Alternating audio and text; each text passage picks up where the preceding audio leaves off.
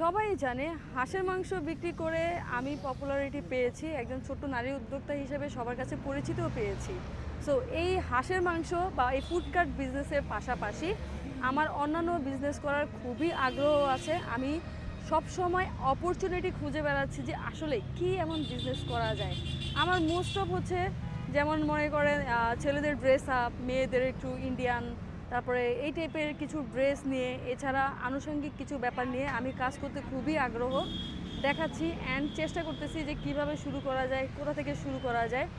Most of হচ্ছে কি আসলে ইনভেস্টমেন্টের যে ব্যাপারটা, আমরা নিম্ন মধ্যবিত্ত পরিবারের যে ছেলে মেয়েগুলো আছে, আমাদের স্বপ্ন আকাশ সমান, কিন্তু বাস্তবতা যখন আমরা চিন্তা ভাবনা করি খুবই ছোট হয়ে যায় ইনভেস্টমেন্টের কারণে শুধুমাত্র।